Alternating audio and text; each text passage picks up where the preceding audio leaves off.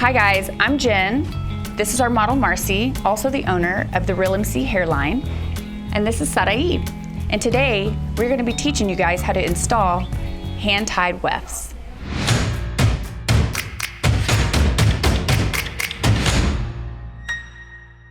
I'm going to just kind of show you guys how we start. Just start with good clean hair. This client came in with clean colored hair this morning, so you want to make sure it's fresh, colored, and ready to go. That's just the way we prefer to do it.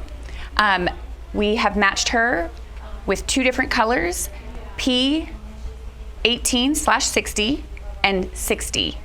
That just makes for a good blend and adds depth to the client's hair. So we will start off by parting off her bottom. We're going to be installing 16 wefts. We're going to do 3 rows. This client, Marcy, likes her hair very full.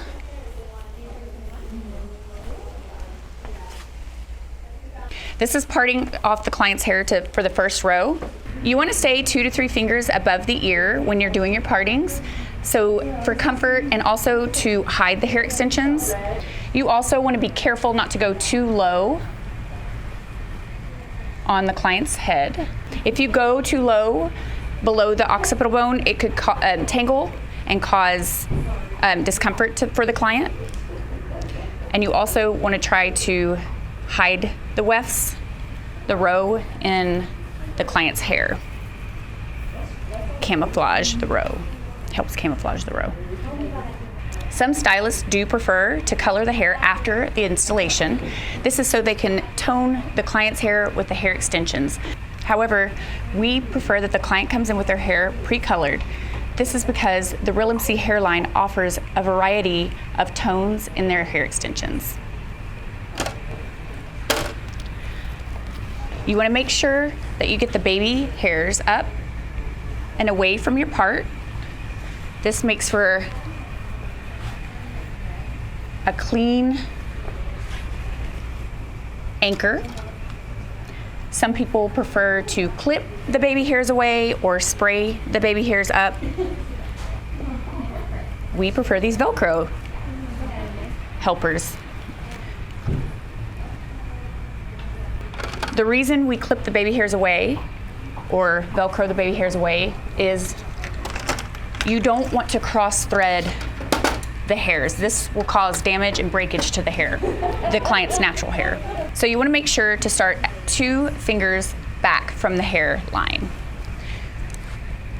You want to do this so that way you keep the start of the extensions away from the client's face. You always want to make sure that there's enough hair below, in front, and on top to hide the start of the row.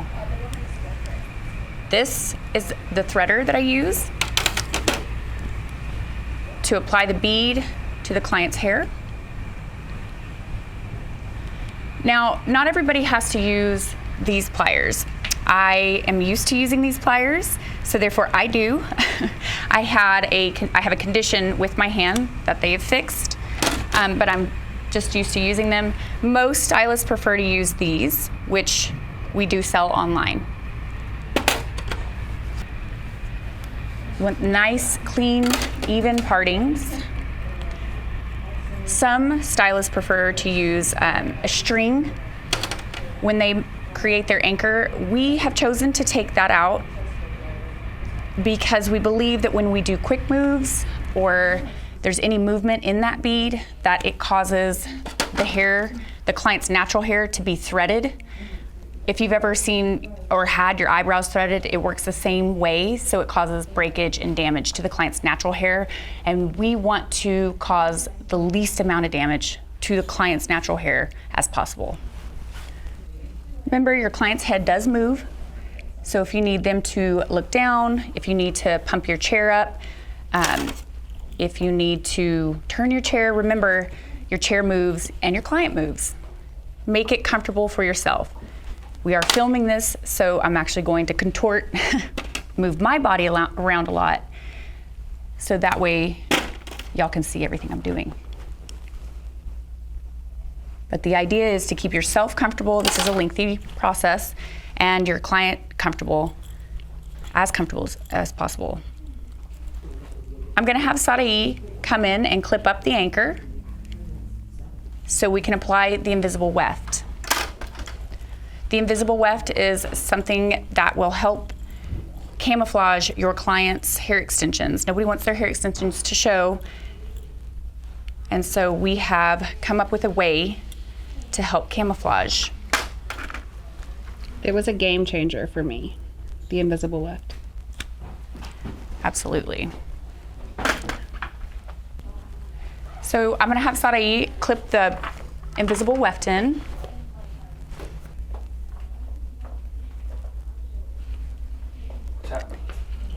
Explain it to me, what's happening here? She's going to clip the weft in front of the first bead, and again behind the first bead. And she's going to continue to clip the weft all the way around the anchor. She's going to apply that clip just for extra security, to make sure that you hold the weft in place. The clips hold the weft in place. Also remember, this is a high-end luxury service. It's important to make sure, and it's a lengthy service, it's important to make sure that your client is comfortable and has what they need, whether it be food, something to drink. When I come into BRL, I have tea waiting for me. I have lunch ordered in, drinks if you need them. This is a vacation. It should feel like a vacation for the client. It is the best day away from my 4 kids. I love hair day. So we start clipping from the left side all the way around to the right, and then we continue with the next weft from the right side of the head all the way around to the left. The hair extensions, hand-tied hair extensions, are all made by hand. This means that they use 3 threads, and they actually hand weave the hair onto each thread. All hair that's placed on this thread is folded over the same way. So when we go to place the invisible weft, we look for which way the hair is folded over when the weft is made, and we try to keep that turned the other way, facing outward when we lay the hair against the head for the invisible weft. This way, it's just for comfort for the client, so they can't feel the hairs on their head. The reason hand-tied weft in this installation is more superior than a machine weft is the weft is actually handmade versus a machine weft. A machine weft has a much thicker top of the weft and therefore won't lay flush to the skin. The grow out is saggy and it's harder to hide. After you have the row clipped in, you're gonna need your needle that's hooked and your thread. You're going to start behind the first bead and try to just hold the thread in your hand to keep it as clean as possible. And what I mean by clean is to keep the hairs from getting caught up in the thread as it moves. You want to tie off, and I tied off 3 times.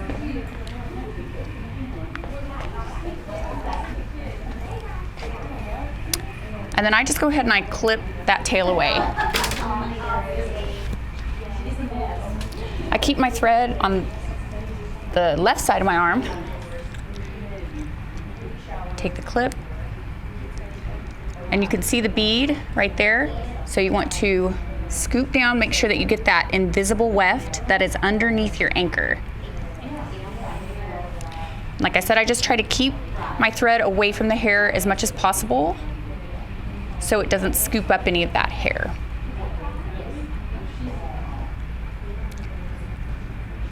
And again, I use dark thread on Marcy because she has dark new growth, so it camouflages very easily. We don't really know what color it is. So I'm going to Go through one more time to really tack these corners down so they don't end up sticking out. You want it nice and flat and flush. You want to be careful not to go to thread through the same spot because it will kick that hair out, the hair extensions out this way. Okay, and now I'm going to work back behind the bead to secure that front corner.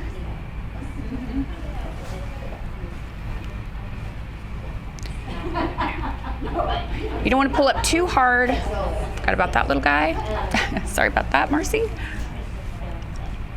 Didn't feel a thing. So I'm going to leave, this time I'm going to leave the thread in the hair so you can see why it's important to guide. Take that clip. I'm making sure I'm guiding with my finger underneath here so I don't drop a weft. And you want to go in front of the bead, never back behind the bead.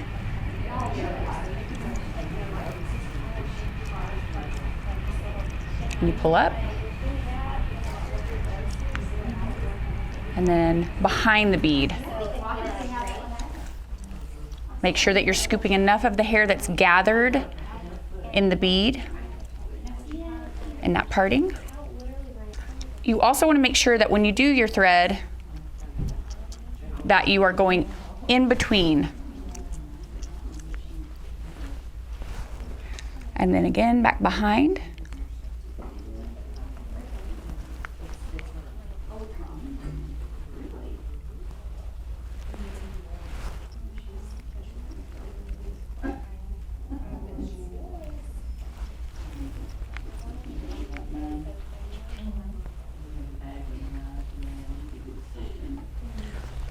So now I've come to the ends of this row. So you need to make sure that you tack those wefts down really well. Never behind the bead, always in front of the bead.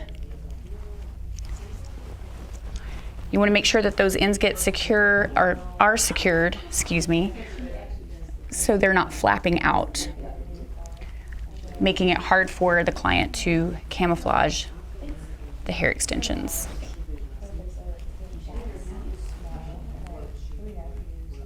I'm going to go one more time just to really make sure that those ends are down.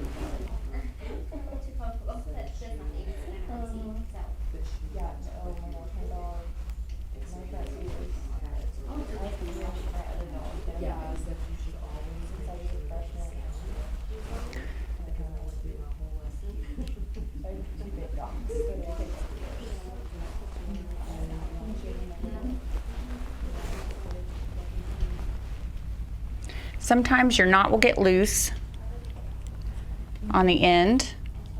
Just tighten it. That's all you need to do.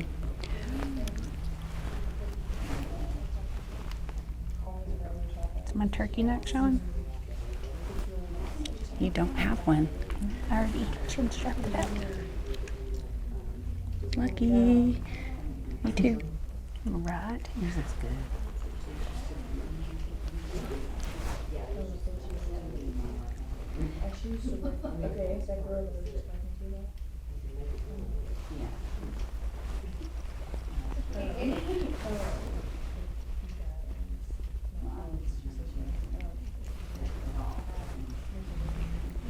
And I'm just repeating the process of looping sewing in front of the bead and behind the bead.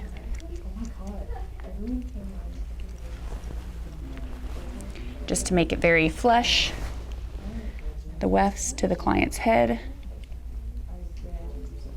So if you remember, we started from this side and moved around the head when we tacked in the hair extensions, and then came from this side and moved around the head to tack the extensions. So the ends of this row are visible, but the ends of the underneath row, which is the row that we started with, are not. So we put an extra clip there to kind of show us that they're there and to remind us to tack those wefts down, the ends of those wefts.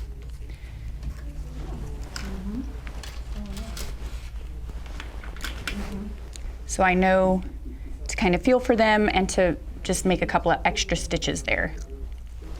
So Sarai is going to, and it's Sarah with an I, that's how you spell her name, Sarai. She's gonna come in on this side of the client's head and lift the hair extensions and remove the hairs that have been scooped that don't need to be there. This just makes it clean, less tangling for the client.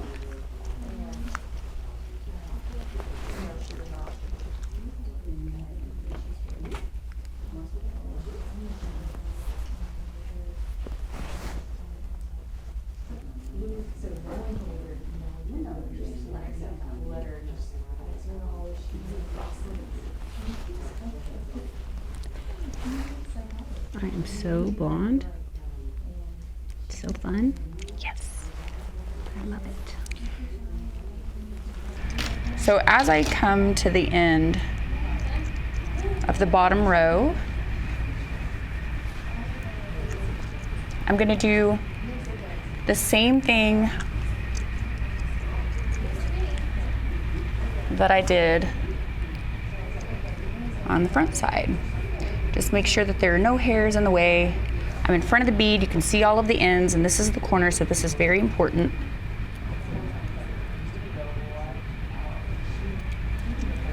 This is so important because it will be the difference between getting your hair extensions flat, no corners sticking up. And then I made sure that that corner was flush. And then you go back behind. And then this is where we anchor. I don't go between the loop. I take this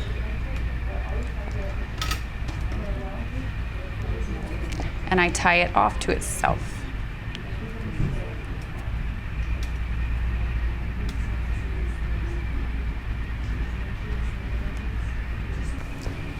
And this just, no beads, no anchor. And that's how you install your first row.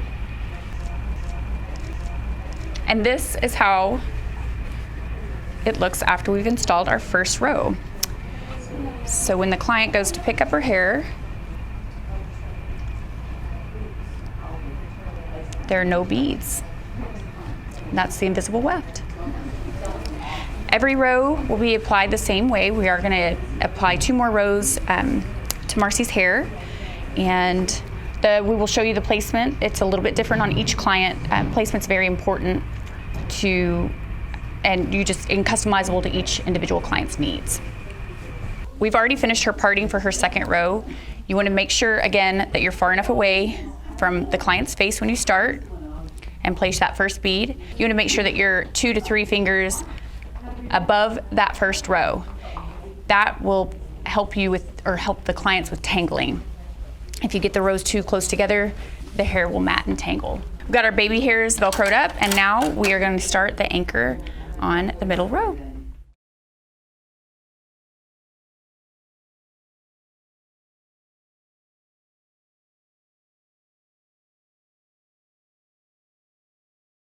We have just finished putting Marcy's third row in. She would like to keep as much length as possible on her 24-inch wefts. So we are going to curl her up and then cut her in for the blend so the hair extensions will blend with her natural hair. Jen, thank you so much for hosting our Real MC online education course. I am so excited about this hairline. You can see from what we did today how amazing the color of these hair extensions is. And I think that's the biggest point I want to make, is that the difference in Real MC hair and other leading brands, it's in quality, guys. This hair does not have to be pre-colored, toned. It saves the stylist so much work. This was literally put straight into my head after I was colored yesterday. As a stylist, it is huge to be able to pick up hair extensions and install them without having to stop and tone or color your hair extensions. We all know those minutes add up in a day, and that is a game changer. These are 24-inch hair extensions. Real MC Hair is currently the only hair extension company offering 24-inch hand-tied hair extensions. I took my 22 inches out today, and this is luxurious and definitely for the extra. Speaking of extra, if we are going to make this investment in our hair, guys, we've got to take care of our investment. The do's and don'ts of Real MC hair extensions.